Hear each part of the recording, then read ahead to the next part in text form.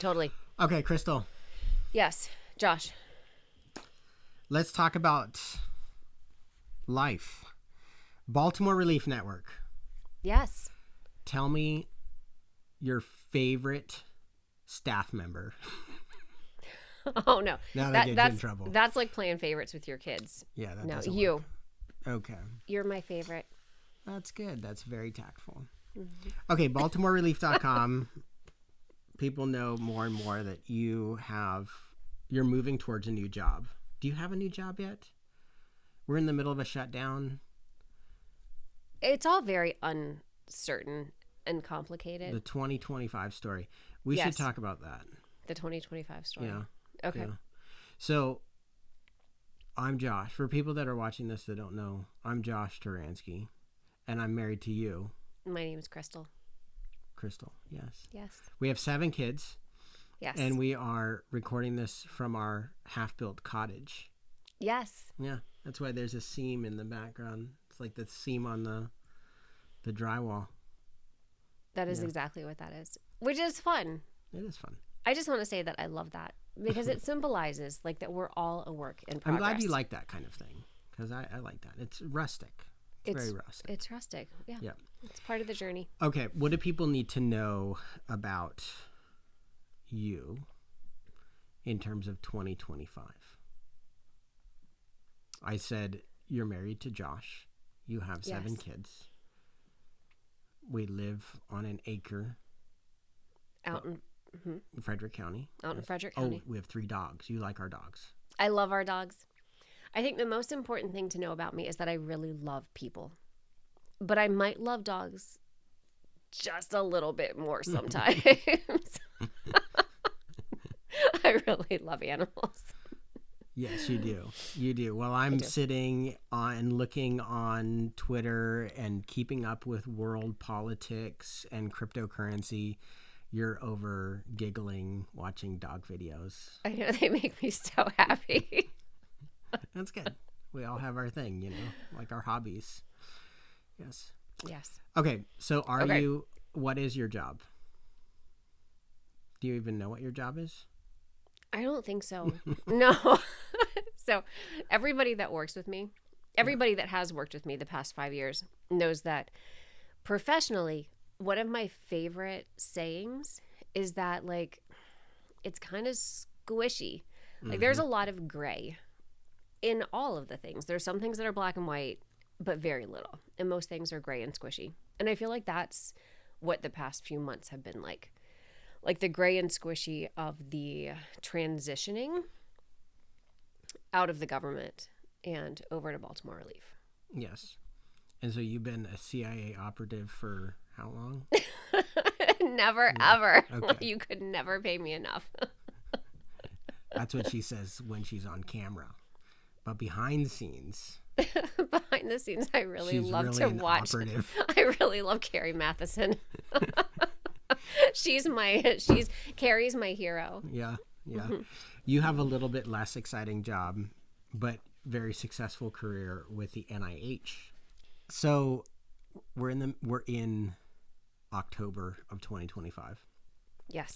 And what other people are learning about you is that you're the founder of the Baltimore Relief Network. Yes. Let's talk about that.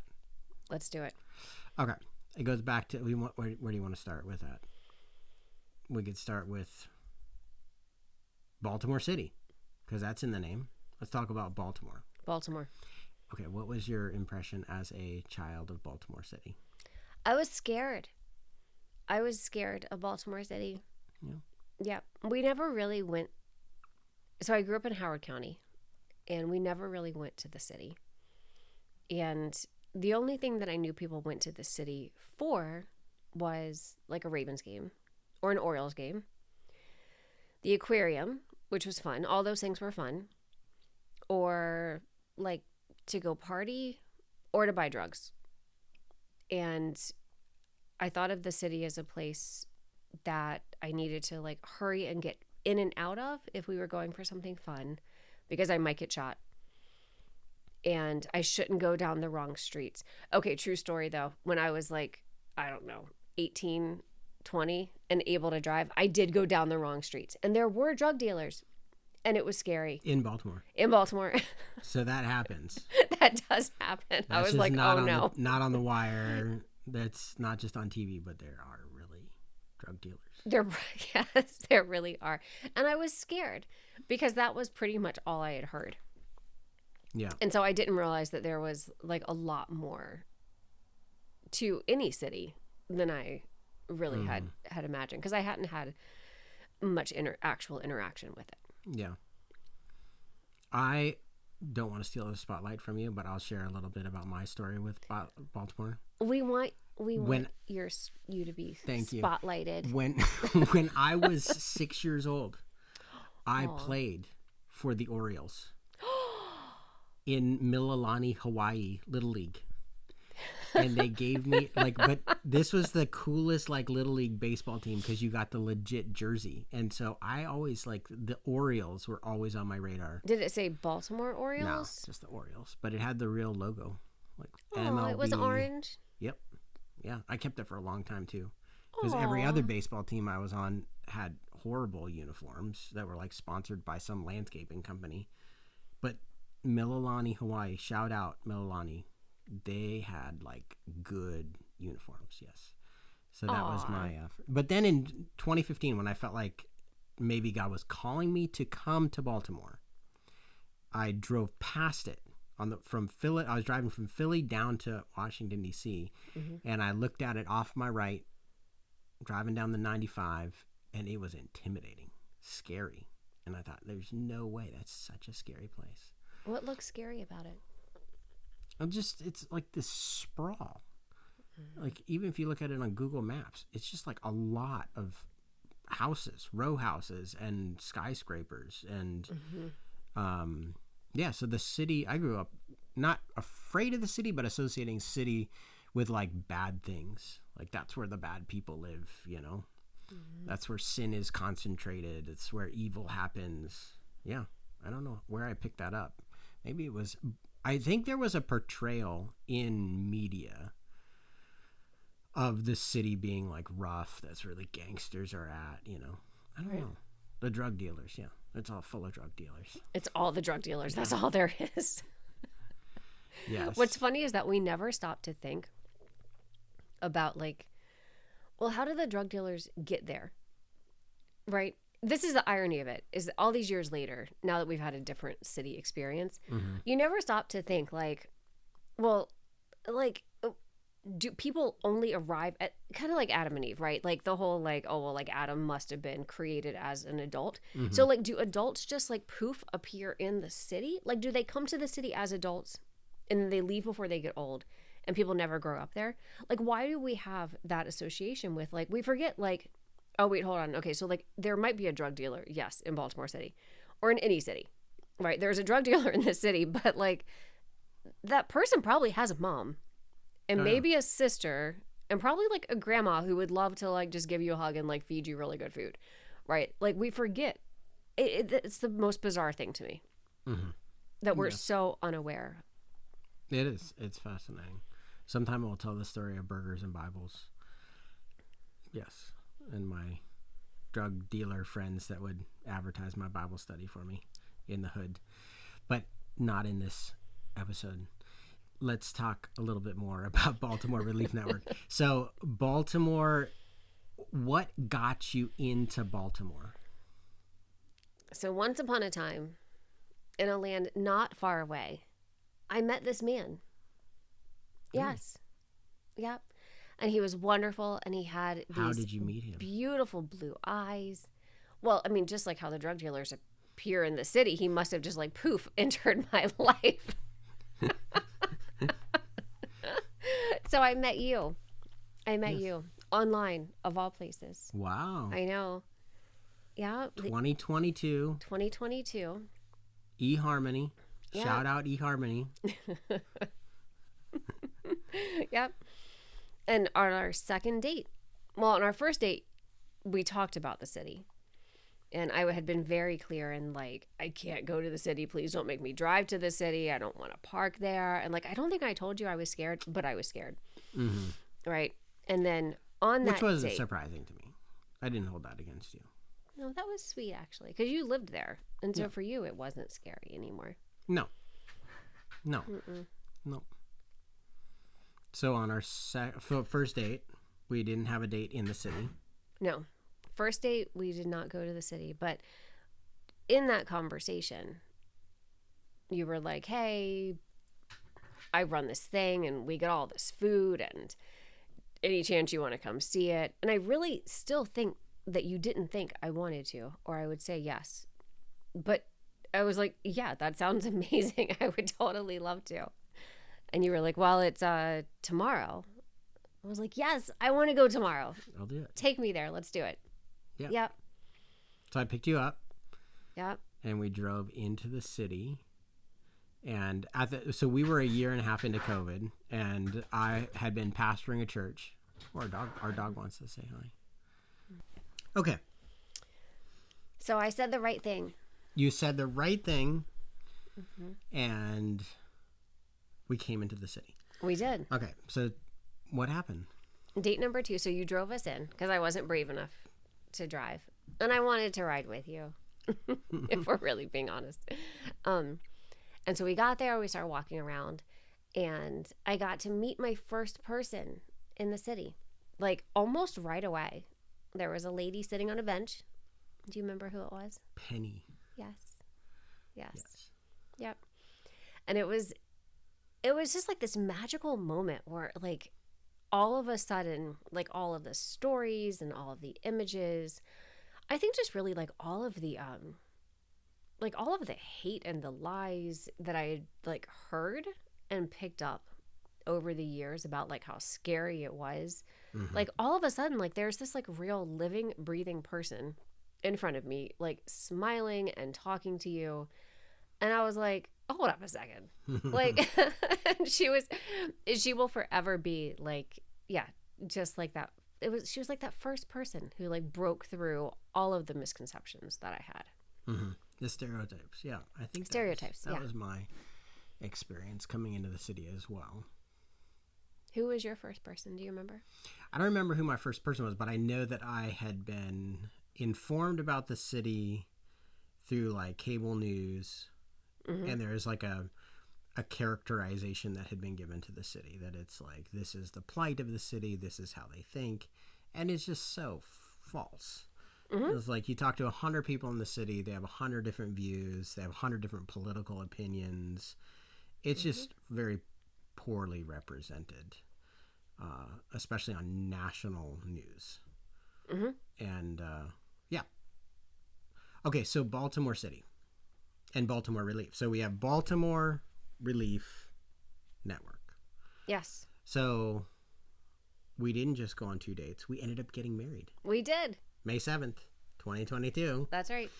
And blended our families, and that was amazing. And I'm pastoring a church in Baltimore City. So we obviously have to come into the city frequently. And so that was like a more learning, more kind of experiencing of Baltimore City. What else did you learn about Baltimore City? It was like being thrown in like head first off the diving board. Just like ready, set, jump. Park. Yeah. Park. Don't try to parallel park the Suburban. That was don't park. Don't park unless there's a really big open stretch or I can back into a spot. Parking garages are really nice. And like non-existent. There should be so many more of them. No, but it was so fun. It was so fun. It was all totally unexpected. I think what I learned really fast and what I'm still learning is that it's kind of like when you become a parent, right? Like you go into something, like when you have your first baby, you go into it thinking like, oh, I've read all the books. I know what to expect. And then you have the baby and you realize like, man, I just need to keep this tiny human being alive. And like, I have no idea. And then you think you've got the first kid figured out and you know the personalities and the sleeping schedule. And so you go to have a second baby and you're like, oh, I totally know what I'm doing. And then you have that second baby and realize like, I'm starting over from square one. It was like that. It was like I thought I knew what a city, especially what Baltimore City was like. And I realized really quickly, like, I had absolutely no idea. Like, everything I thought I knew was wrong. And I was scared of, it was like being scared of the boogeyman, like, in your closet. Like, I didn't even know what I was afraid of. And then, so we got married, and I realized just, like, I just really don't know. I just have, like, no idea. But I'm willing to learn. And, like, I really love people. Yeah. And the people were amazing, and they were welcoming, and they were kind, and they probably realized, like, wow, she has no idea. Some of them at least had to realize, like, this girl doesn't know, like, where that street is, because I didn't. Like, I had spent no time there. But I want to learn, and I want to understand. Mm-hmm. And I really just wanted to care for everybody really well. So the Baltimore that you've been involved in for the last 3.5 years mm-hmm. is the church that I planted, Haven City Church. Mm-hmm. And then there is this brick and mortar relief center called the Compassion Center. Yes. And that's in like southeast Baltimore. We drive through like downtown, past the aquarium, mm-hmm. through Harbor East to get to kind of the Baltimore that we are primarily engaged in. Yes. And so let's talk a little bit about relief. Mm-hmm. So the relief work is this thing that happened along the way in my journey, right? So right. Even before you and me, there was a building called like a Compassion Place. And going back to like the 60s, a women's society thought the Lutheran Mission Society should start this space that cared for people. Yes. And it has existed since the mid 60s in Fells Point, caring oftentimes for like immigrants and people who are poor and people who are suffering. Right. I came in and began managing it as a thrift store in 2017 so that the church I was planting could have a place to meet in. So it was a trade-off that I would manage it, and I used my role there to kind of get it to engage the immediate needs of the neighborhood, which then staged it for the top getting blown off in COVID, with it being this place where food was distributed. As I don't feel like I can take much credit from 2020 on. It was this kind of sprawling thing that just God was dumping free food on, amazing volunteers that came through and were helping distribute that food, and us trying to figure out how to transport it with a truck and all of that. So that's kind of the Baltimore that the relief thing that you've seen mm-hmm. that's gone on. But now this thing called Baltimore Relief Network is starting. Mm-hmm. So explain that. I love your metaphor of the plant. So put the pieces together. And if that's not enough, tie it in with 2025 and the chronology of 2025. It's going to be a long story. Yes. So the plant, I think that's a good place to start, right? Mm-hmm. God started with a Garden of Eden, so we can start with a plant too. There you go. It's a good place. So we do use this metaphor of a plant. And you think of like a plant that you go and you buy at Home Depot at the beginning of the planting season. And you get a little plant. We're going to grow tomatoes. I love tomatoes. Okay. So we're going to grow tomatoes, and we go and we buy like a little plant, and those like little planters, the little black plastic ones, right? And if it's the beginning of the season, then you pull the plant out to put it in your garden, and it's like the soil, there's still dirt in the pot, and there's still like some roots, and you can like really gently kind of maneuver them around, and they're good to go. And that's what like a normal like healthy like seedling startup would kind of be like. Right. It's like you've got something, it's like starting to grow, but there's right. like still a lot of room in that little pot it's got. Well, what I married into, essentially, right? Like what's developed under your leadership, like you really do deserve a lot of credit for what's happened there. But what's developed there is just this massive like thing that's trying to grow in a place that nobody really meant to plant it, right? And so your vision was to have a church and to be a pastor. You were willing and you said yes to all of the things that God just poured in. But that was never the intention for that space, right? And so instead of a little plant, like a little seedling, instead, like what we have is a plant that you would buy, say, like in August or September, that's been sitting in Home Depot in this little plastic pot for the past like way too long. And so when you go to plant it, you pull it out and it's like all root bound and like there's not even any dirt left. It's just like all the roots like all like snarled up like with each other, and it's surviving somehow and it's still producing fruit, but it like is really ready to like get some dirt and some water and some space to grow. And so that's essentially what I've stepped into is this like amazing thing that is growing, like, but just like super root bound. Like it needs structure and its own space. It needs to be professionalized to grow. Like I've had the privilege of being involved and being a decision maker on it, but it like desperately needs somebody who actually knows what they're doing.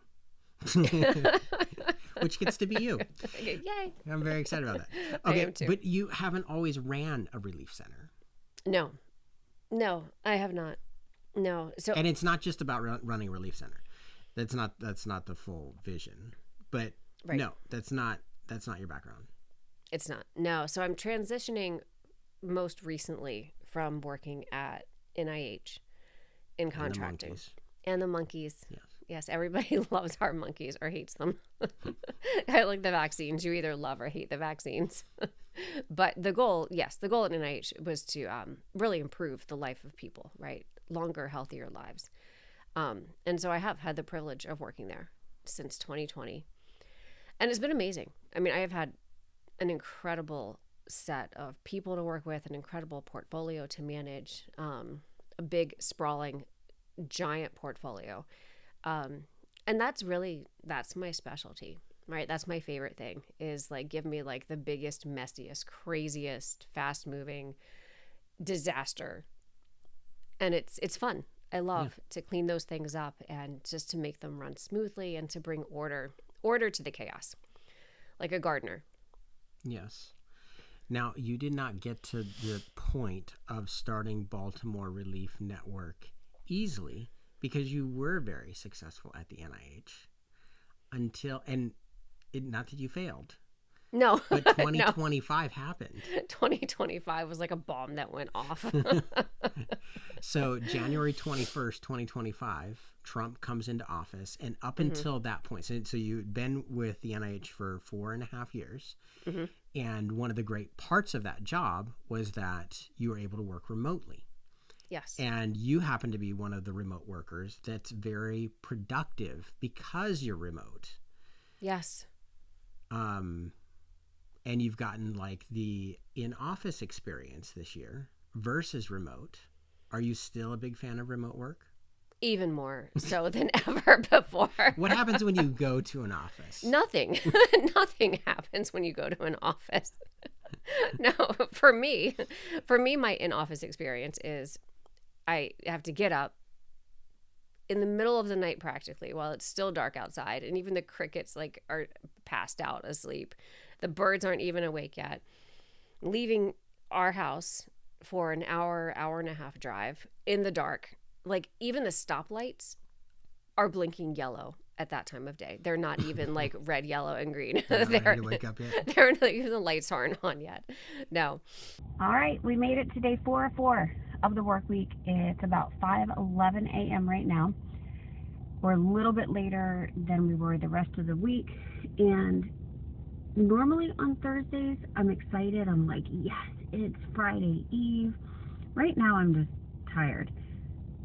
Driving an hour and a half each way does make a really big difference. But we're gonna be positive. It's gonna be a good day. We'll see what kind of accidents we see on the way today. Pretty much every day, at least on the way home, there's 1 or 2 accidents or events. Took some pictures yesterday of some ambulances, but it's always an event. So we'll see what traffic's like on the way here today. But yes, we made it to Thursday, day 4 of 4. And last night I was so tired. I was in bed. Josh would know exactly, but I was in bed like 8 o'clock. I think I fell asleep before 9. And I was so tired I forgot to do pictures or video when I got home.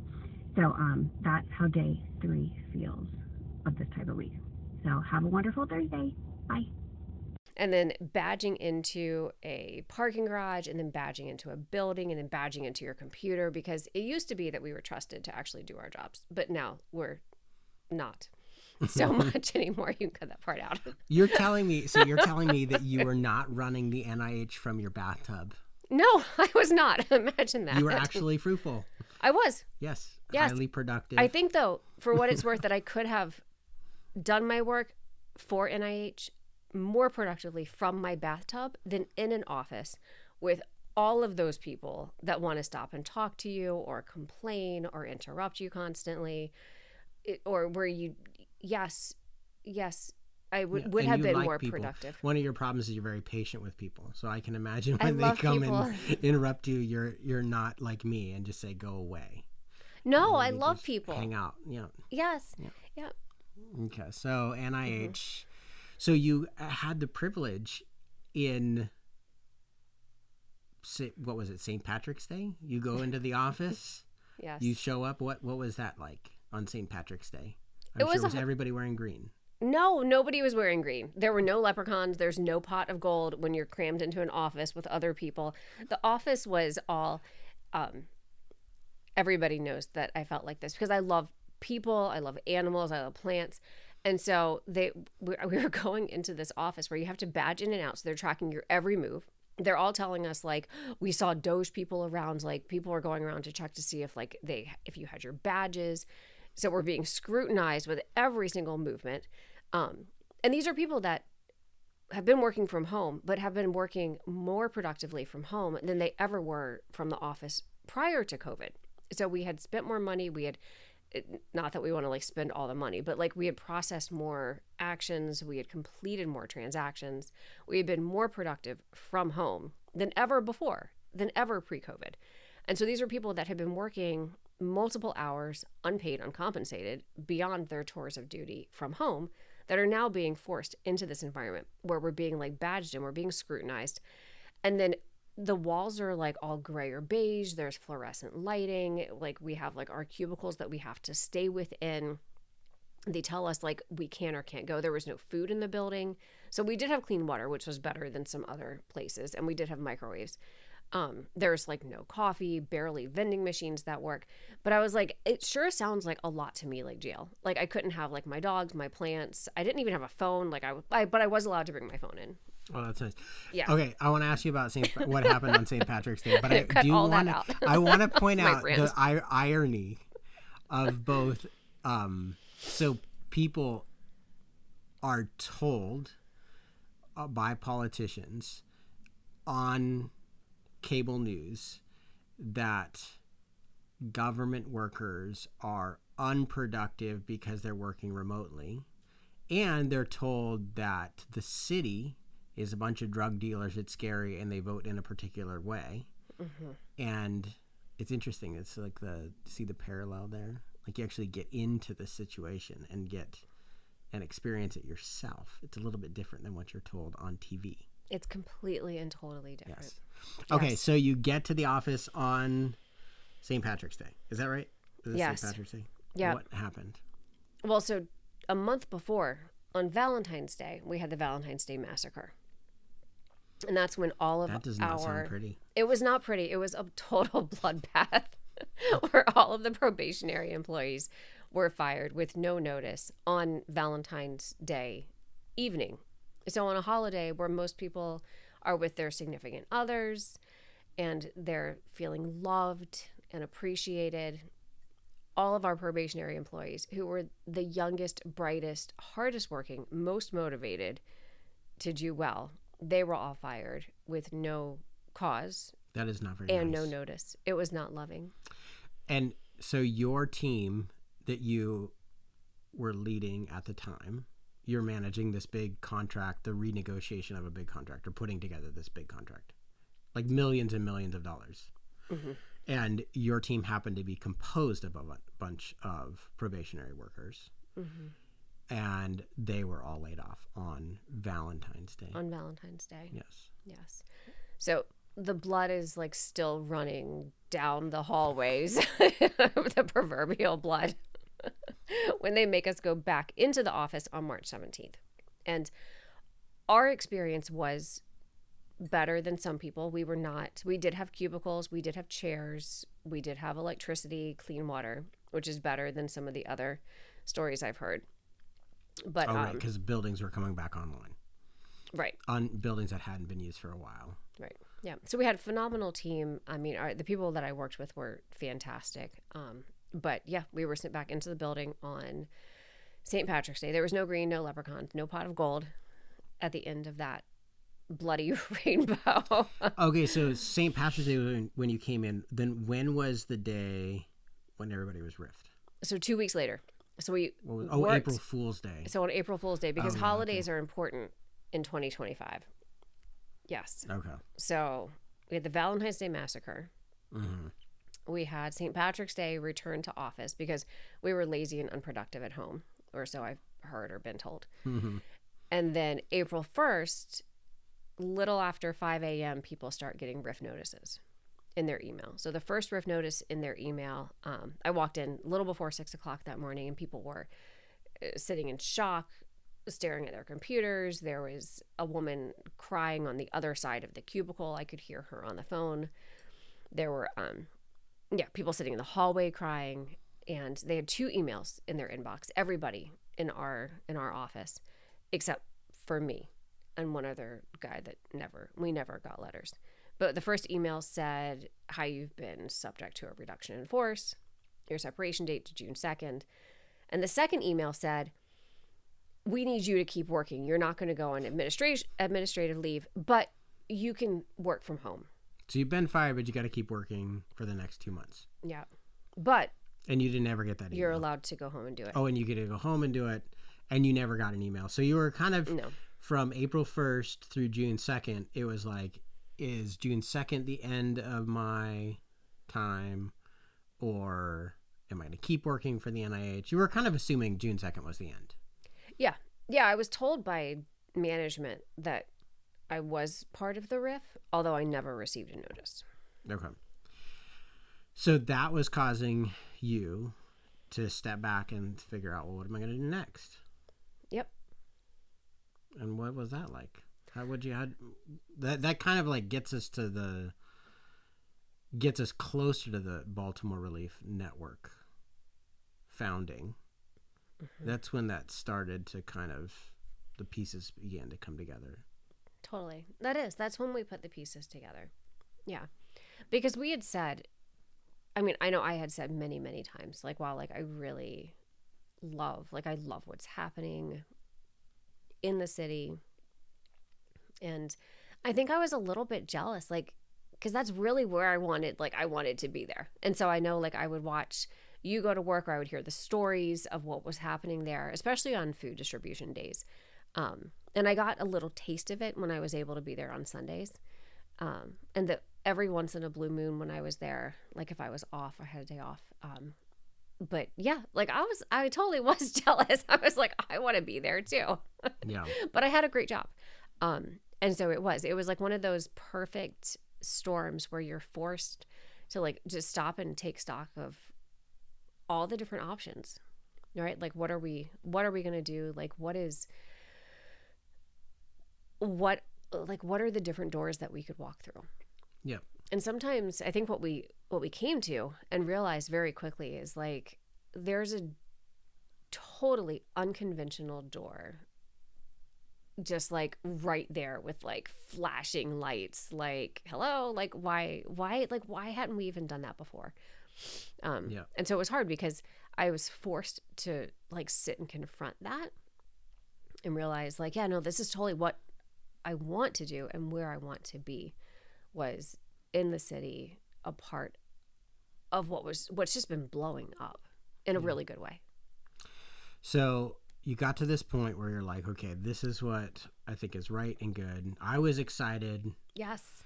I was like, yes, finally.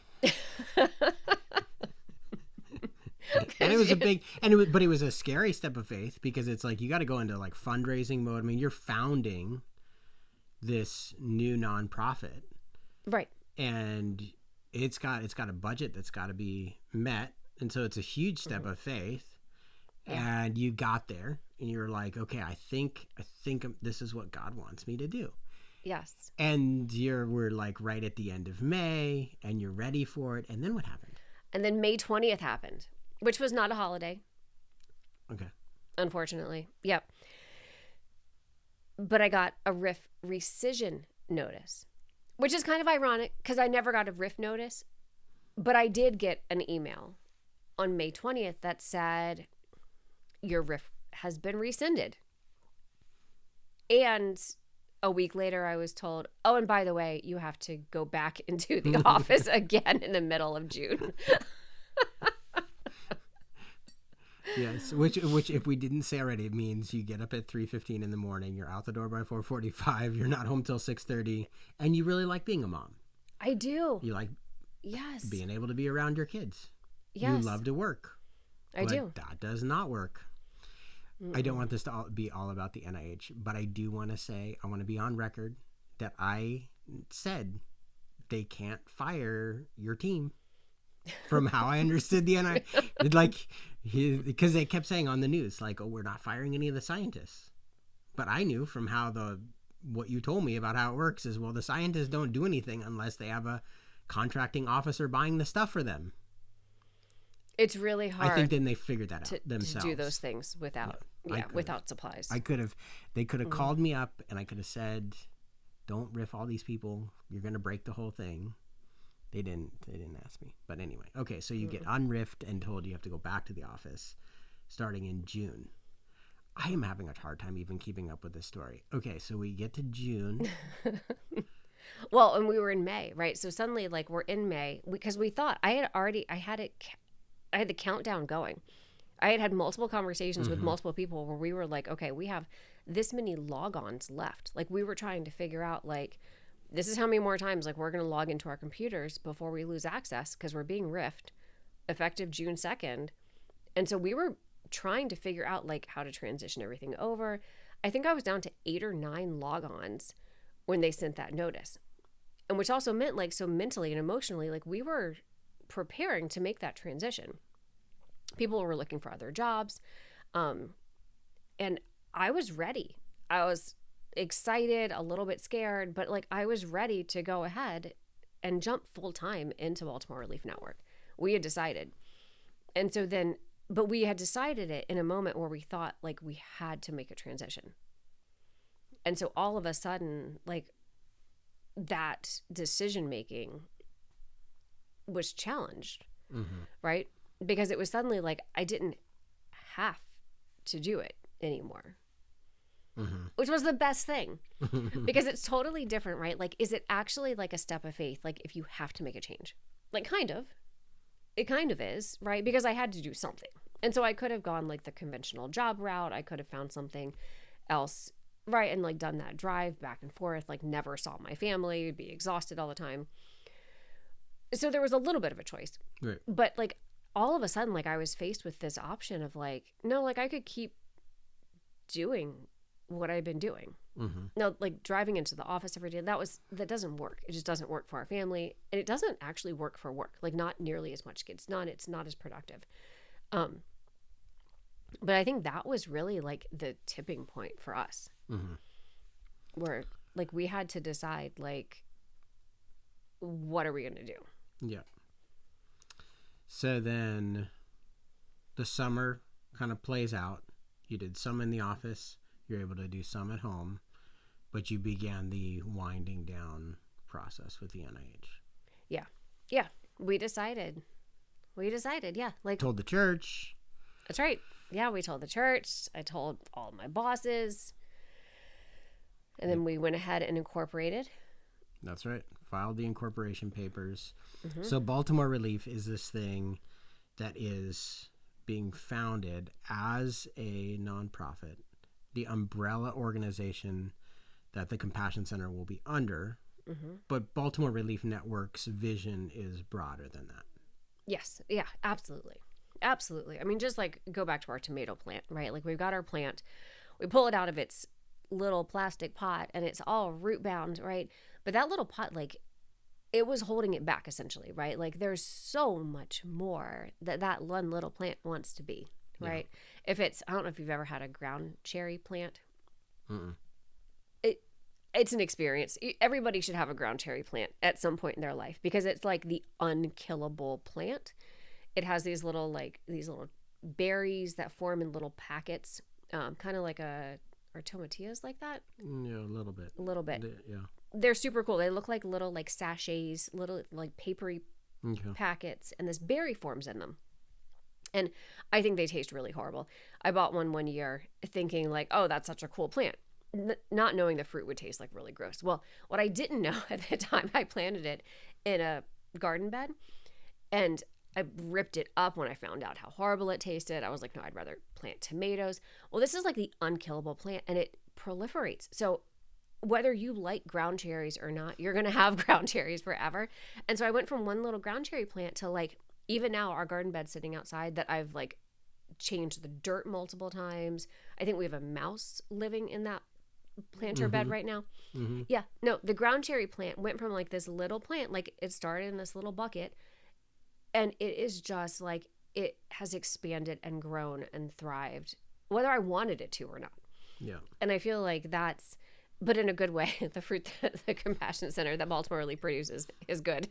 Yeah, is good, but it does. It's just there's so much potential in that one little pot, and so yeah, the vision for this is so much bigger. But we have to start somewhere. Yeah. So, Baltimore Relief Network. Yeah, do you want to share a little bit about the network piece? I do. I love the network piece because I think this is where the real magic happens. And so the idea with everything that we do, right, is that like at the current location we're at, the first point of contact we have is normally for food, right? Somebody's facing food insecurity, and they come to us, we're able to supply amazing groceries. But that's really just like the very, very start of the relationship. And that's what it is, right? It's a relationship with another person that we're able to have through this organization. And by getting to know them better, you find out like there's a lot more to a person than just like that they need pizza or milk or bread, right? Like so much more to every single person. And our vision for every person that we encounter is for them to be whole and healthy, thriving individuals that give in whatever way they were designed to give to their community. Like we all play a really special part. Like you play a really special part. And so does every single one of our neighbors that comes there. And so it's this super cool thing. I know it makes me all teary. It's like watching my little plants grow. But so through the network, right, the idea is that like we do have this first point of contact, we're able to meet them, and then we can identify other needs. And by partnering with other providers, whether it's somebody that's providing addiction counseling, psychological services, housing services, mental health, all of the different things, right? Think of all the different ways a person could need to be connected. By creating a network and a partnership with those people, we're able to really help each person grow and thrive. That's beautiful. So where's the website at? BaltimoreRelief.com. That's super awesome. Easy. Where's yours? Mine is BaltimoreChurch.com. Can you believe that? That's amazing. Not great. So cool. So what are you working on in 2025, the rest of the year? Oh, all of the things. No. So we're incorporated, which was a huge, giant step. We actually exist as an organization. And we are now pending our tax exempt status with the IRS. So you need a determination letter. Yeah. That's the next big organizational piece. We're forming teams, we're cleaning up processes, and really just identifying where do we want to go. And a big part of that, what the biggest need in this moment is for people to come alongside us and to join us financially. We have amazing donors of stuff. Yeah. It's incredible. I mean, between Amazon, Whole Foods, Sprouts. There's so many resources that come in, and where we really are focusing now is on developing the financial partnerships to match those, to go alongside of those, so that we're able to more efficiently distribute those and to care for all of the people that we encounter. Yeah, that's important. That's an important piece. It's been a missing piece. I think watching it from where I've sat, watching the Compassion Center and seeing all the in-kind donations, $9 million in food in 2024, it's like, wow, there's so much resource donated as in-kind donations with very little financial resource there, which is okay if we're like in the middle of a pandemic and it's a short-term thing. It's not a sustainable way to run anything. And so that's really important. Good. So can people give? How do people give? BaltimoreRelief.com. BaltimoreRelief.com. Yep. Okay. It's about as easy as it gets. That's good. I love it. Yep. And how can people connect with you? BaltimoreRelief.com. No, you're on social media. Facebook, on Facebook and Instagram, LinkedIn, all the places. Just search for me or for you, and you'll find us. Facebook, Instagram, Twitter. Nobody really talks to me on Twitter. I'm not on Twitter. I know. I can join Twitter and talk to you on there if you want. Thanks. I need some friends. Does anybody want to be Josh's friend on Twitter? You lonely over there? Okay, well, that's a good summary of 2025 Baltimore Relief Network, why it's being founded. Yes. I think that's helpful. We should do this again. Excellent. Let's do it.